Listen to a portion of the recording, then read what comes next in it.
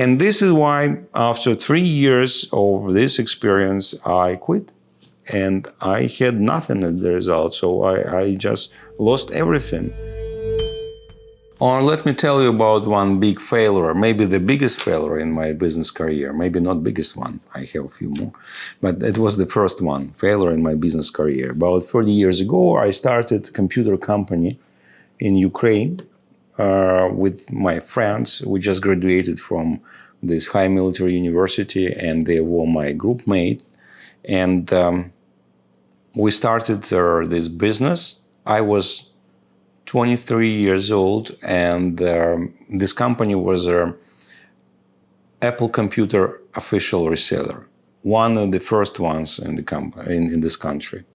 And we started very fast, and we were very dedicated and very skillful. And this is why we got pretty good clients, and our income was growing very fast. And in 2 years, we became #1 in this area, in this industry, in the country.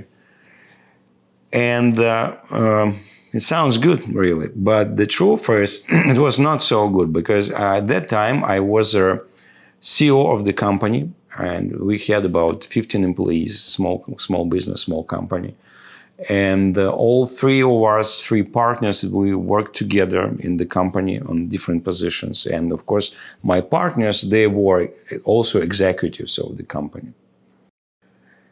And but after 2 years in this business, I stuck, because I couldn't develop this company. I couldn't change, I couldn't control my partners, because when I tried to control them, when I tried to command them as an executive, they very unpredictably, they became partners. They told me, like, why do you command us? Because we're equal partners in the company.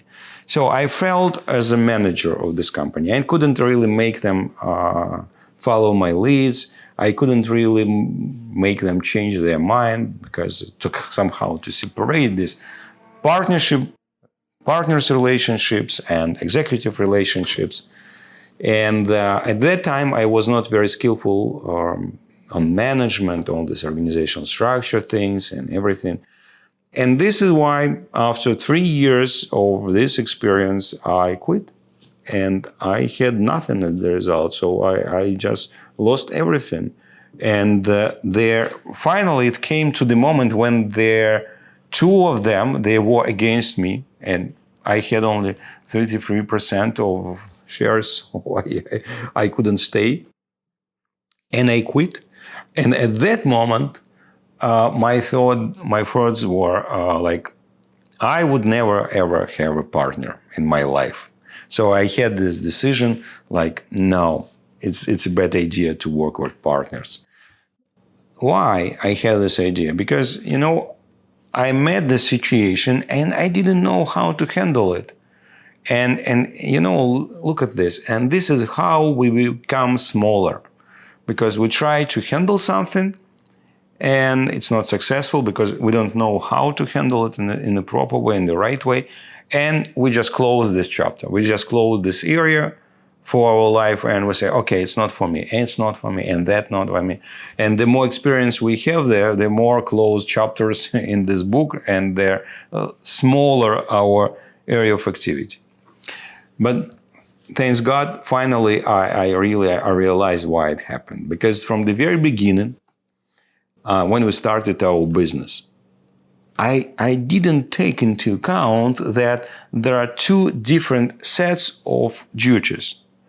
One set of duties, our duties as a business owners, and another set of duties as an executive in our company.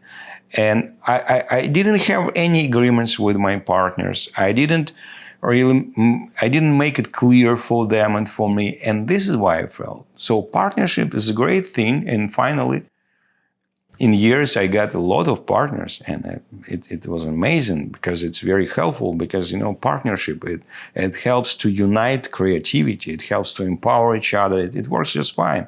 But to make it work just fine, from the very beginning, you need to be prepared. You need to understand differences in the sets of duties. You need to have very clear agreement with your partner. And one more thing, you need to control relationships with your partners. And in this case, it brings amazing results, just amazing ones. But my first partnership was a total 100% failure because I didn't know it.